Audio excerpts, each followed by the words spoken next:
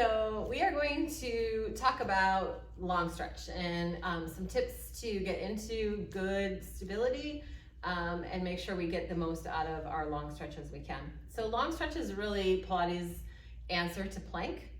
So the first thing I like to think about is making sure that a client can be stable in their shoulders and solid in their center. So we're going to take our attention down to just a blue spring. So super light, like half a spring tension really. And then come to all fours, so knees to the front edges, hands gently against that foot bar so that we keep our shoulders right over our wrists. It gives that client a really good feedback of where they are with their arms so that they don't move from their arms. And you're just gonna take the knees down and back, find a nice kneeling plank, and then hinge back in. And this is very much like plank on your knees on a mat, so that it's just a fairly simple exercise, not too intense. And what you want to make sure is that when you get out there, those arms haven't left the foot bar. Forearms stay against the whole time. And you do about 4 to 6 of those, and then we're going to stay still with the knees and press out with the arms and come back. And what we want to feel here is the drawing down and back of the shoulder blades and how that serratus anterior, or the muscles that wrap around, draw into that upper ab.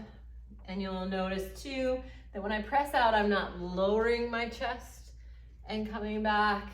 It's just a reach out and back, and the shoulders don't shrug up. There's none of this. And then back, right? We're keeping the scapula down and away. And then we put them together. So the legs go away, and then the arms, and then legs. And that idea is the beginnings really of long stretch, this pushing out and staying stable, coming back and finding it. And you could even do this with no spring tension. Just be super careful, especially if you're working alone. You want to make sure that the carriage doesn't get away from you. So I suggest just staying on that light spring. And once you've done that, you're going to come to 2 yellow springs. And then I'm going to have you take, if you've got one, a band, and bring your arms through and just place the band just above the elbow joint. Now you could do this with a big band and just tie it up so that you've got some resistance there. And I want you to feel like you're pushing your elbows out and away. So not letting the band come in and up, but getting a little softness and a little out. And what that's going to do is make us stand in our shoulders. And then you're going to come back into your plank. My toes are tucked under. I come up, carriage is still here. Little pressure out. Press that carriage open. Go back as far as you're able. And then come in. Give me a little press out of those elbows again. Long stretch out and right back in. Those hips stay really still. That head is reaching away from the heels. You should feel fairly heavy abs here.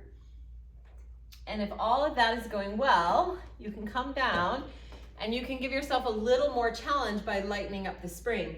So I'm going to go yellow blue here. The lighter the spring tension, the more you have to hold your own self, and this spring doesn't assist. So it's the beauty of reformer. Gives us a little bit of assistance, and now we're going to take it away, and now it starts to become just a little more work. And we'll do 6 of these. So 4, 2 more, 1 more, come in and hold, and come down. And then if you wanted even more, you could go just 1 yellow spring.